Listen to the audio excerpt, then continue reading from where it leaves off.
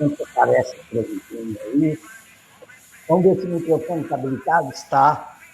Então, podemos sim agora iniciar o nosso tema, e para isso eu chamo o primeiro slide. O primeiro slide que eu quero começar a tratar com vocês.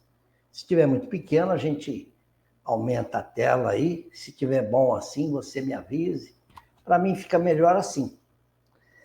Olha, meus amigos, toda noite eu acordo curioso, com ideias na cabeça. Você também é assim? Parece e vem ideias muito fresquinhas, diz, olha, faça isso, isso. Eu falo, puxa, eu acho que eu acordei para não esquecer o que me falaram durante o sono. Tem muita coisa aí que a gente faz durante o sono. Aliás, esse é tema para um outro vídeo. O de hoje nós vamos falar de profecias. Vejam, vou ampliar a tela para mim aqui, que assim eu posso ler com vocês. Vixe, começamos já com profetas, lá do santuário de Jesus de Matozinhos, né? Bom Jesus de Matozinhos, na cidade de Congonhas, antiga Congonhas do Campo. É isso aí. Tudo isso é para já trazer você para o clima do que nós vamos falar. Nós vamos falar de profecias. E, claro, eu vou chegar na atualidade, que é o que me interessa. Hoje as pessoas dizem, você profetiza aí o jogo de domingo, aposte. Está uma febre de apostas aí pela internet. Você já profetizou? Ah, eu profetizei, ganhei tantos pontos. O verbo profetizar caiu numa banalidade total. No entanto, nem sempre foi assim. Na antiguidade, eu pesquisei um pouco para dizer isso para vocês. Os profetas, palavra latina, eu vou até dizer aqui para você, essa palavra também tem correspondente no grego, é aquele que fala no lugar do outro. O pró, esse prefixo aí, quer dizer, no lugar de, adiante de. Fetes, que fala em lugar. Você tem exemplos aí de palavras que usam esse prefixo, procônsul, pró-reitor, pró-eminente, prólogo, que é aquela parte que vem antes da obra, tá vendo? O profeta, à época, era aquele que falava por alguém, quer dizer, alguém estava falando em nome dele. Entre os gregos, os pitons e pitonisas, aqueles que andavam com cobras, piton no braço, daí o nome piton, ou os oráculos no Egito, enfim, eles falavam e diziam estar reportando o pensamento da divindade. Por isso, as pessoas iam aos templos para ouvir o piton, a pitonisa, como é famoso aí o templo de Apolo, na cidade de Delfos, como é famoso no Egito, os hierofantes se apresentavam e faziam previsões, predições. Mas entre os hebreus, a relação com a divindade era um pouco mais, vamos dizer, religiosa mesmo, mais religiosa, mais humana, porque o judeu, acreditando no Deus único, ele não ia aos templos para fazer suas profecias. Às vezes, elas vinham no monte, na colina, no lago, em contato com a natureza. Para o hebreu, relação com o Senhor,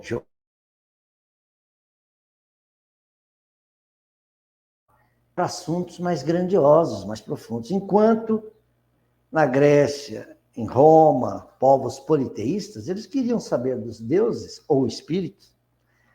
Quem ganha a guerra? Que estratégia devo usar? Eu devo combater pelo flanco esquerdo, direito? Onde está o tesouro tal? Então, sempre olhando a profecia por um lado das vantagens imediatas. Pouca filosofia. Religião, nada. Zero. Com os hebreus, não. Por isso que é importante eu fazer esse introito, para a gente ver que os profetas do Velho Testamento, que eu mostrei aqui nesse adro da igreja lá de Congonhas, antiga Congonhas do Campo, quem viu o filme do Arigó lembra, foi mostrada essa fachada aí da igreja. Lá estão os 12 profetas, escultura em pedra-sabão, feitas pelo Aleijadinho, porque ele sofrendo de doença, da lepra, ele tinha as mãos já atrofiadas, ele usava lá o cinzel e um martelo segurando num pano e fez essa obra toda aí. Eu não posso cravar aqui, mas eu tenho fontes aí seguras dizendo que Aleijadinho é Michelangelo de ontem, da Renascença, de volta aí no século XIX, quando foram esculpidas essas estátuas, né? Antônio Francisco Lisboa era o nome dele. Importante isso na nossa história. Importante para Minas Gerais, importante para a nossa cultura. E voltando, os profetas, então, eram, na verdade, Ezequiel, Daniel, Joel, Zacarias. Esses profetas todos, Jeremias, que eu vou citar aqui, eles eram homens médiuns chamados profetas. Entre outras coisas, faziam predições, mas eles tinham vidência, tinham outras faculdades, tinham capacidade, às vezes, até da cura. Eram homens dotados de talentos, de dons, carismas, segundo Paulo, apóstolo, e que Kardec fez o estudo e denominou mediunidade e classificou os vários tipos de médiuns. Eu gosto de falar disso, para mostrar que profeta não é só predizer. Mas não há dúvida de que essa característica pesa bastante. No próprio Novo Testamento, nós temos lá João, na ilha de Patmos, e naquelas visões que ele tem, ele está descrevendo lá no Apocalipse o quê?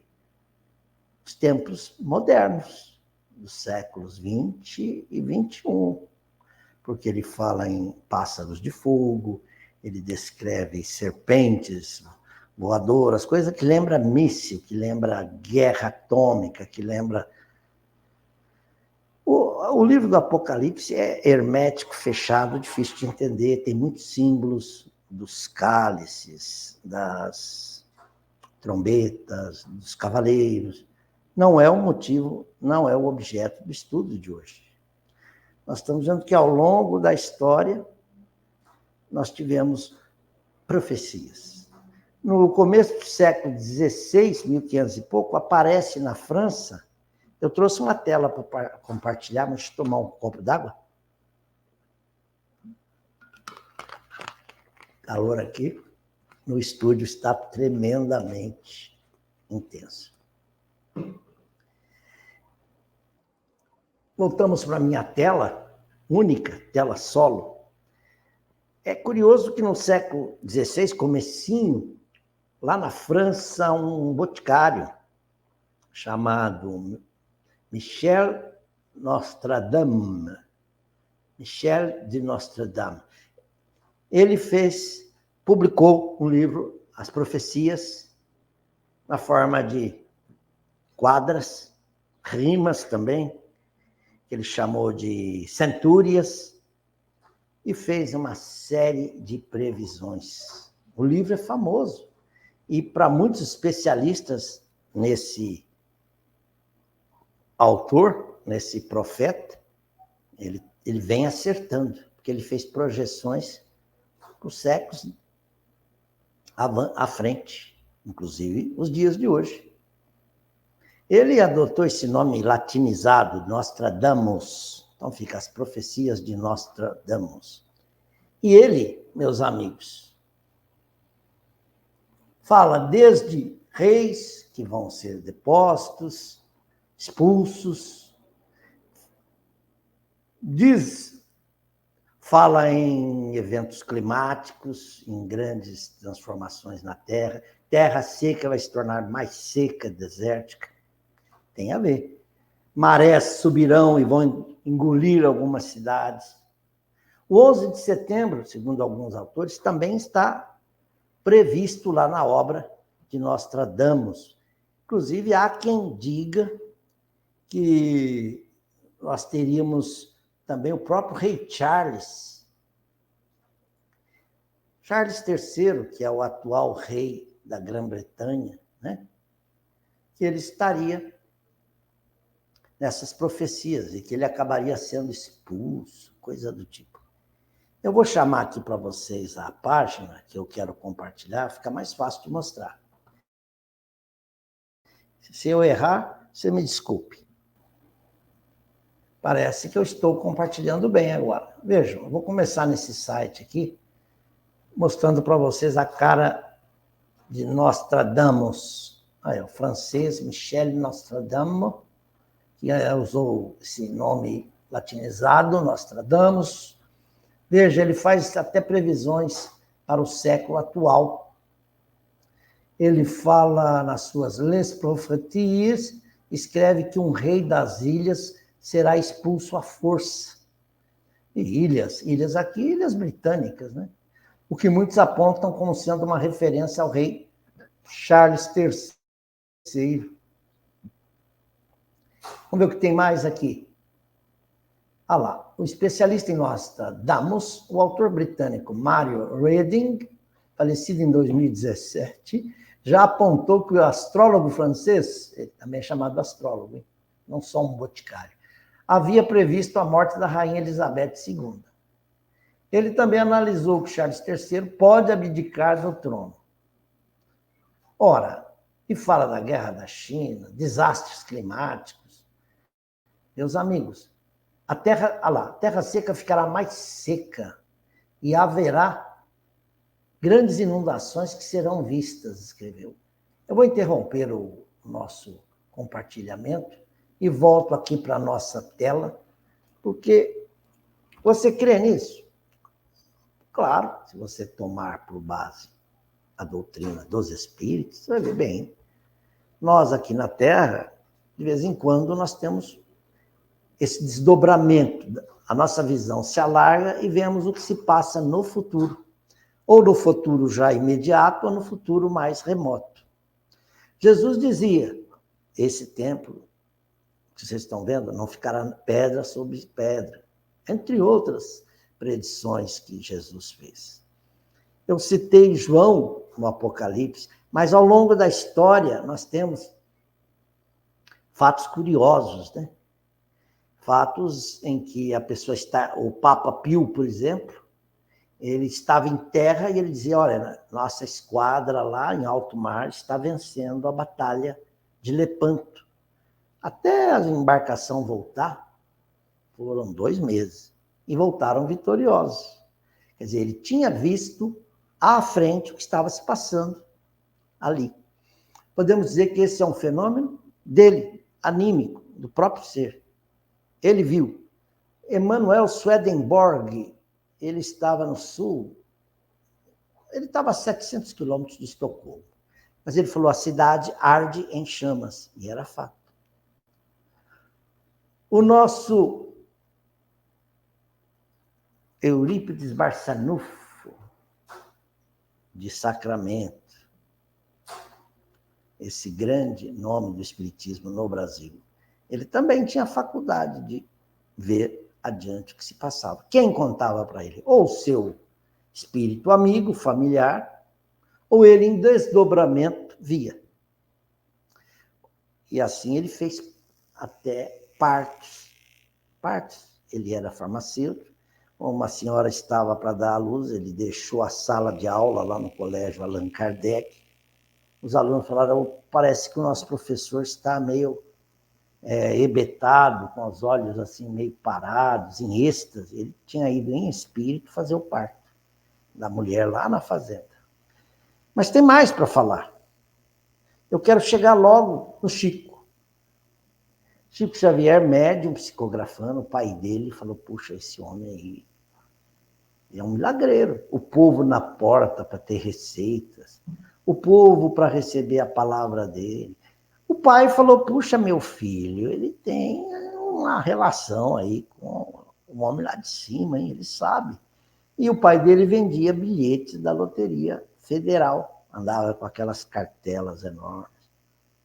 Jogo do o número tal é borboleta, o número tal é macaco, cobra, né?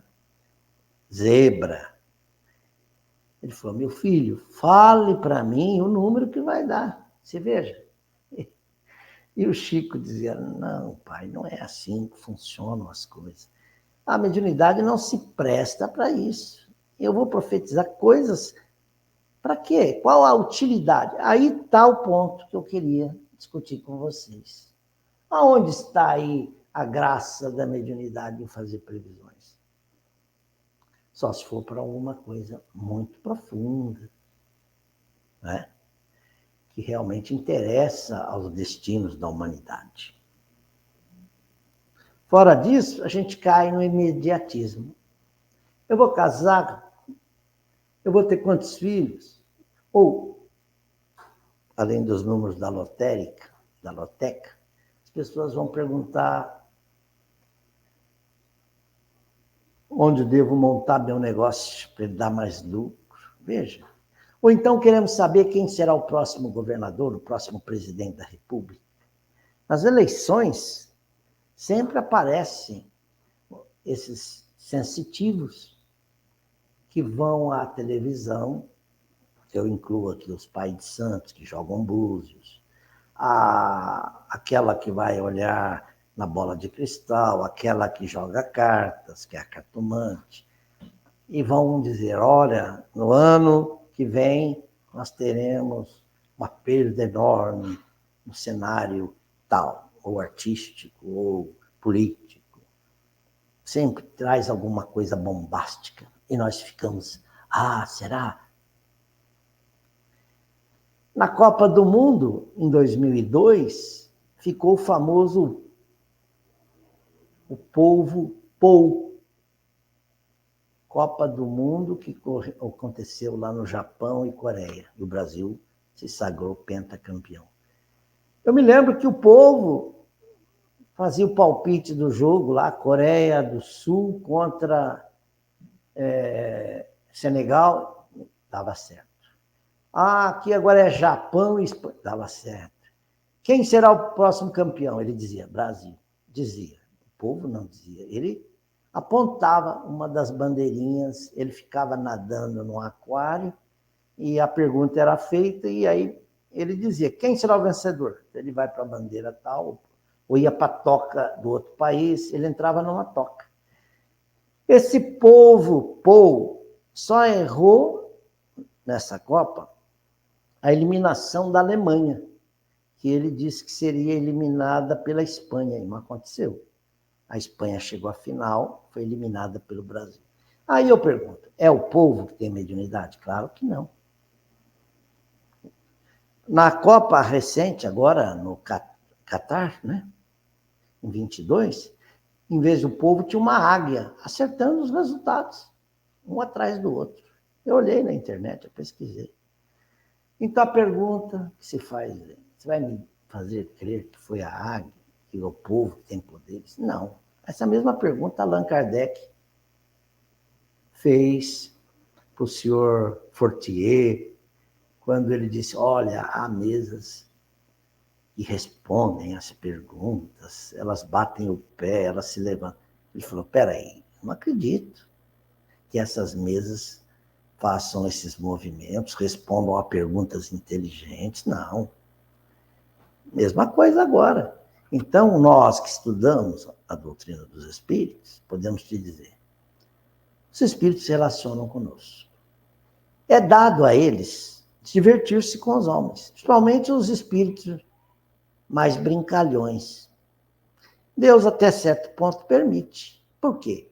Quer ver a gente despertar, se ligar. Opa, como é que é? Como é que pode? Né? Deus o permitiu. Mas em coisas muito sérias, que envolvem o destino, nossas escolhas no campo moral, não. Aí não. Nesse caso, não. Vejam.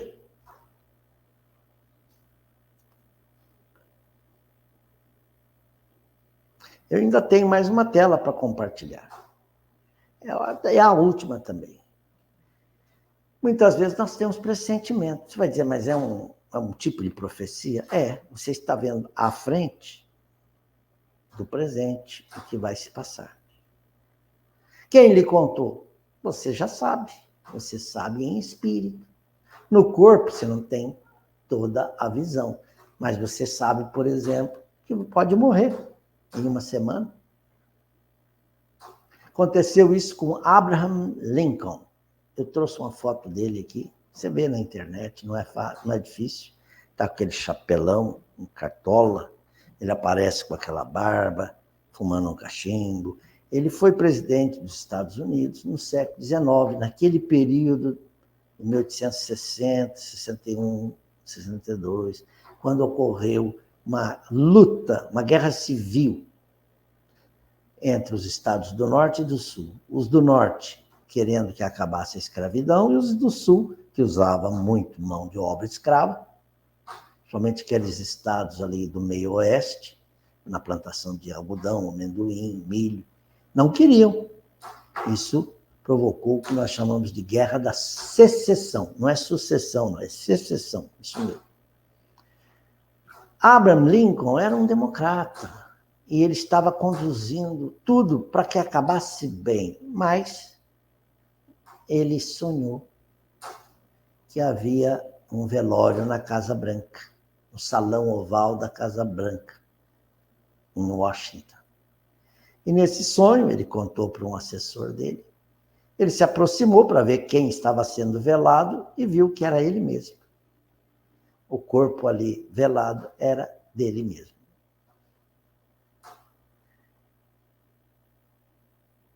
Isso ficou importunando a cabeça dele. Ninguém acreditou. Numa noite da semana seguinte, ele está no teatro assistindo a um número, uma ópera, lá no seu camarote, eis que se aproxima dele um fanático com uma arma e dispara uma arma a queima-roupa. Ele pereceu. Vamos trazer para o campo pessoal. Você já teve algum pressentimento? Escreve aí. Escreve, a gente responde, tenta te encaminhar nas leituras. Já teve algum sonho dito premonitório? Com características muito fortes, você fala, puxa, não estou entendendo com o que está relacionado. Aí vem alguns fatos mais à frente, aí você interpreta os sonhos e fala, entendi. Sonho também, muitos sonhos são fisiológicos, são os efeitos do nosso próprio corpo durante o sono, o que Freud interpretou dessa forma, mas há sonhos que são o reflexo da atividade do espírito fora do corpo durante o repouso. O corpo dorme, nós saímos para fazer várias coisas, estudar. Eu comecei a live dizendo, eu acordo com ideias fresquinhas. Eu estava pegando essas ideias lá. Para não esquecer, eu acredito que os espíritos me dão um chacoalhão e falam, volta para o corpo. Escreve. Tem gente que precisa ter uma caderneta à cabeceira para anotar sonhos. Viu?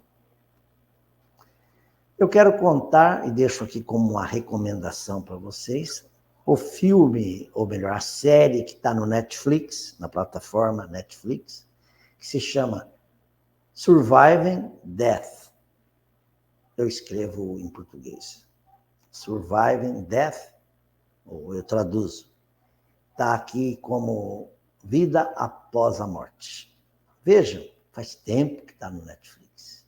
E eu já vi várias vezes. É uma série com 7 episódios. Um fala de experiências de quase morte, é o primeiro. O segundo e o terceiro falam de mediunidade. Há um outro para falar de esses fenômenos que ocorrem quando a criatura está moribunda, fenômenos de quase morte, vou dizer assim, e que começa a ver entes queridos. Reencarnação. São 7 episódios. Algum eu pulei aí. Mas vale muito a pena ver. O primeiro deles mostra o caso de uma médica que vai ela vai navegar um rio no Chile, sai dos Estados Unidos e vem aqui praticar caiaque, navegar com seu caiaque, ela e mais um grupo, no Chile, num rio de correntezas. E correntezas muito rápidas. E o caiaque dela cai numa ribanceira, numa cachoeira, ela fica 15 minutos debaixo d'água, é socorrida. Aí é feita aquela respiração boca a boca, massagens no peito, o corpo dela está cheio de fraturas, ela consegue uma ambulância quase que por milagre naquele local que eles estavam. Vem para os Estados Unidos, faz a recuperação e ela conta como foi esses 15 minutos debaixo d'água. Ela falou que seres do outro mundo vieram dizer a ela que o filho mais velho dela, ao completar 18 anos, partiria. Imagine uma mãe sabendo que seu filho vai partir aos 18. Ela, até os 18 anos do filho, ela acordava sobressaltada. Será hoje que meu filho vai morrer? Engraçado que chegou o dia do menino completar 18 anos, passou o aniversário, ela ficou aliviada. Falou, olha, ele já completou 18. Ufa. Mas meses depois, 2 anos depois, na verdade, o menino foi esquiar numa região lá, um tipo de esqui no meio das montanhas de neve. Foi atropelado por um carro, não sei como é que isso aconteceu, e faleceu. E ela termina, essa mãe, a reportagem dizendo, eu sei que meu filho amado está em algum lugar, e dá uma risadinha. E que nós vamos nos ver ainda. Esse é no primeiro episódio, hein? E tem uma outra mãe que tem um problema de placenta e ela já sabe que o parto do segundo filho não vai ser fácil. Ela fala, eu vou morrer no parto. Os terapeutas dizem, não, tira isso da cabeça. Não, mas vai dar uma complicação. Mas nós vamos... É um problema de placenta que pode matar a mãe e o filho ao mesmo tempo. E ela, não, eu sei que eu vou morrer. E ela, meses antes, chegou o dia de ir para o hospital, ela falou, é hoje que eu vou morrer. Chegou no hospital, deu complicação, ela ficou em coma. Não morreu. E ela descreveu toda a cirurgia. E a médica que a acompanha diz, eu nunca vi uma coisa assim. Então, meus amigos, espero ter provocado muito você com essa conversa. Essa é a intenção do programa. A intenção do programa é justamente isso. É provocar você a pensar nas coisas do espírito. Deixa eu colocar um pouquinho aí do Vida Após a Morte para você. Vamos ver se vem. Está compartilhando. Na verdade, não é um vídeo, viu, gente? É um site do Netflix. Olha lá, esse é o primeiro episódio. Relato dos ressuscitados. Médiuns, parte 2, parte 3. Recados dos mortos. vendo gente morta, reencarnação. Nossa, esse último de reencarnação é realmente, eu vou dizer, um impacto, assim, é um soco na cara do incrédulo. E vocês vão ver também trabalhos do Ian Stevenson, que depois ficou na mão do Jim Stucker, da Universidade de Virgínia. Escreveu esse livro aqui, ó, Vida Além da Vida. Por hoje é tudo. Até a próxima live. Se Deus quiser, eu me despeço. Tchau!